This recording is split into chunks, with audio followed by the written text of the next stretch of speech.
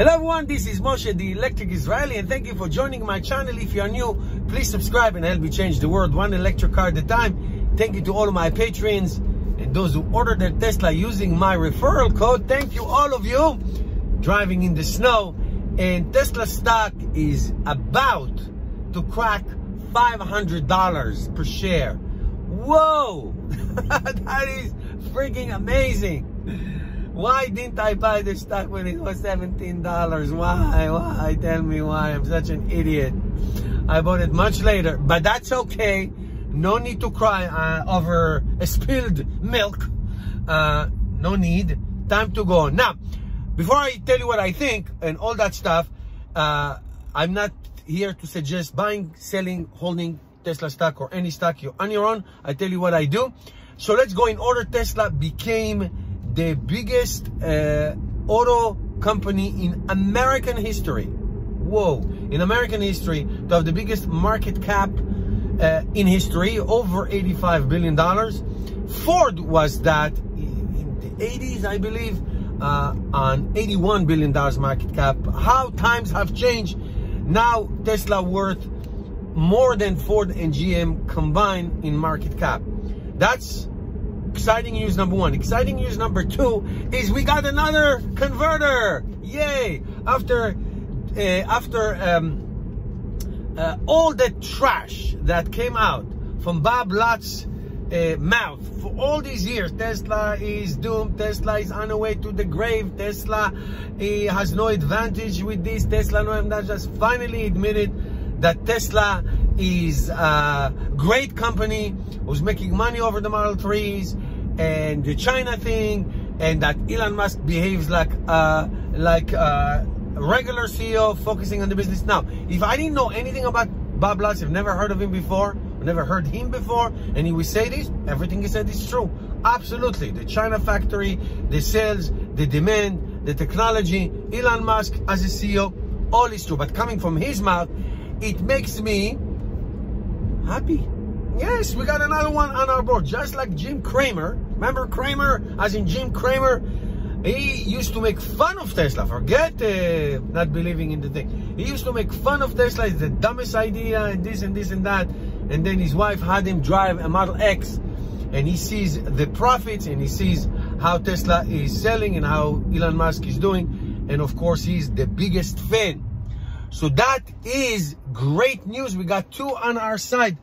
I think Jim Cramer is much more impactful than Bob Lutz, but that's okay. Nobody listens to Bob Lutz anyway, except for whatever TV shows that like to show him all the time.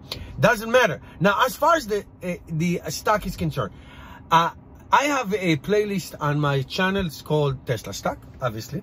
And I have so many videos. There's many of them interviews with two of my favorite people on Wall Street, Pierre Ferrageau and Kathy Woods from ARK Investment. They have seen this. They have seen this. Pierre Ferrageau was talking about $570, I believe, as a target price months and months and months ago. Now, ARK Investment talks about $1,000 plus in a bear scenario, as if Tesla just holding 16% or 15% of the EV market share. And as you know, in the United States, it's over 60%, and they are dominating Europe. China, TBD, as we say. We'll see what happens. The demand there is fantastic. Production already started. So they saw that. Now, the difference between Pierre Ferrageau and Kathy Woods is very, very simple.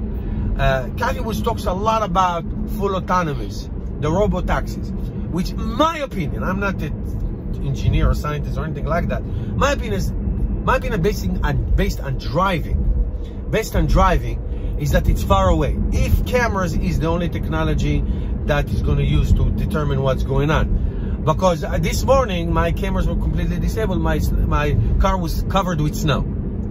And now it's snowing too, a little bit, not too much. So once it gets to this, so the bottom line I'm trying to tell you, not to be too technical, is hard to see how full autonomous, meaning no driver, is going to be. Now, if that happens, whoa, if that happens, if robotaxi become legal and functional and safe, then $4,000 Tesla stock will be. So what I predict is we have to wait a couple weeks, first of all, to see the actual financial reports. Last time there was a little revenue, okay? There was a little profit, all right? So that was good.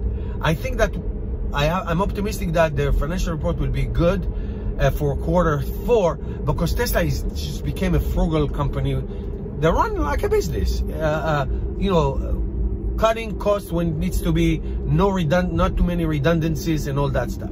They still have a lot of investments to make, especially in the service centers where I'm headed right now to do tire rotation and things like that. That needs to be addressed. That needs to be addressed, just like superchargers need to be expanded much more, because there's just so many more Teslas. I mean, there's plenty of superchargers now, but in peak times, there's not enough spots because there's too many Teslas, which is great. So that needs to be taken care of, and I'm sure that it will.